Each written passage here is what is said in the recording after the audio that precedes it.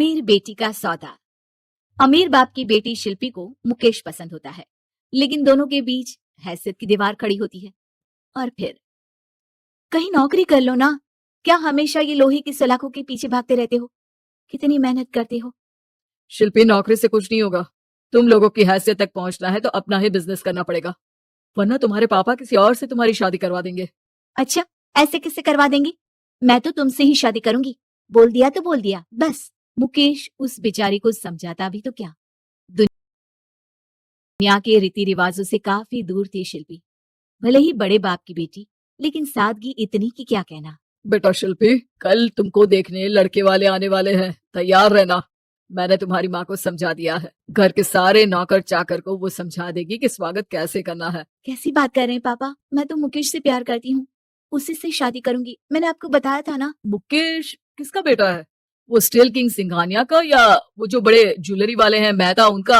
नहीं नहीं पापा, वो अपना ही काम करता है, लेकिन एस्टेब्लिश नहीं है अभी। पापा, वो आपके पास तब आएगा जब कुछ बन जाएगा। आप प्लीज थोड़ा सा वक्त दे दीजिए। पिता को शिल्पी की बात पर गुस्सा आ जाता है।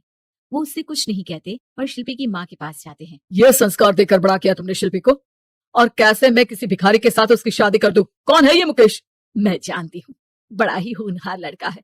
शिल्पी से बहुत प्यार करता है और शादी करना चाहता है।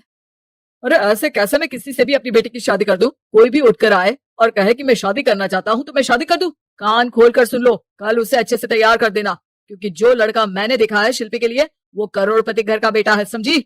लाख मना करने पर भी शिल्पी को उस लड़के से मिलवाया जाता है जो उसके पिता ने उसके लिए देखा था। देखिए, मैं किसी और से प्यार करती हूँ और उसी से शादी करूंगी।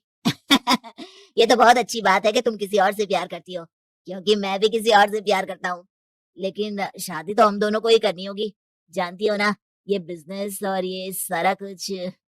शिल्पी को समझ में नहीं आता कि वो क्या कह रहा है, लेकिन वो समझ जाती है कि वो लड़का भी किसी और से प्यार करता है। पिताजी, वो भी कह रहा था कि वो किसी और से प्यार करता है। हाँ तो करने दो ना, हमने तो नहीं रोका। तुम अपना देखो, शादी के लिए हाँ कर गया है वो। लेकिन क्यों? अरे वो और मैं दोनों ही एक दूसरे से प्यार नहीं करते, फिर शादी क्यों कर ले? पापा, एक बार सिर्फ मेरे कहने पर आप मुकेश से मिल ले। पिता शिल्पी के कहने पर फॉर्मेलिटी के लिए ही सही, लेकिन मुकेश को घर बुला लेते हैं। देखो, ज्यादा वक्त नहीं दे पाऊंगा। ये बताओ कि शादी के बाद कहाँ रखोगे उसे? 2 कमरे के मकान में? नहीं सर, मैंने 2 साल के बाद का सारा प्लान कर लिया है। मैंने आयन इंडस्ट्री खड़ी करने के लिए पूरा ब्लूप्रिंट तैयार किया है। मेरी खुद की जगह है दादाजी की, बस थोड़ा फंड का अरेंजमेंट हो जाता तो काम शुरू कर देता। अच्छा, मतलब तुम यहाँ फंड रेज करने आए हो?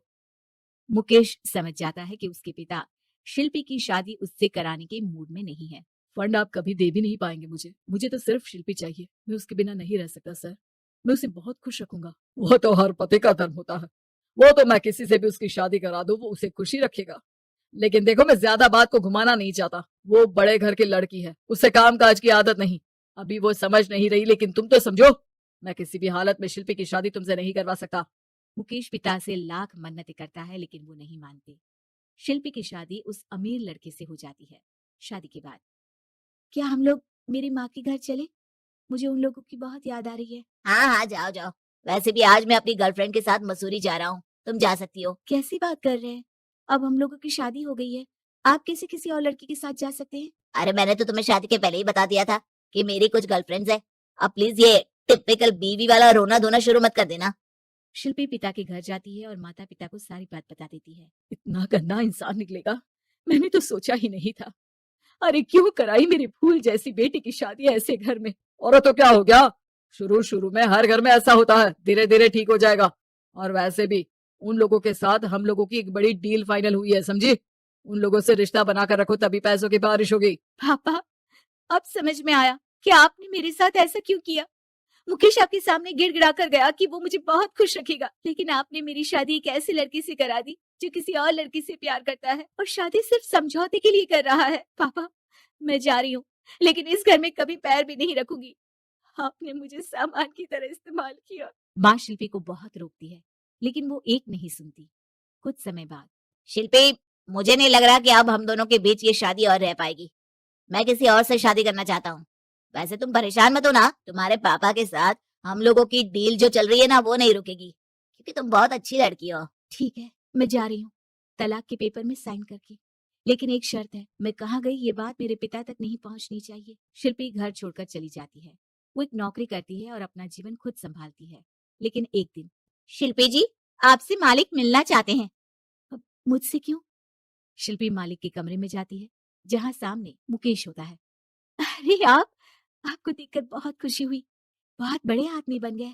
थैंक्स, पर तुम्हें नौकरी करने की क्या जरूरत पड़ गई? मैंने तो सोचा भी नहीं था कि तुम मेरी शिल्पी होगी। तभी वहां शिल्पी के पिता आ जाते हैं।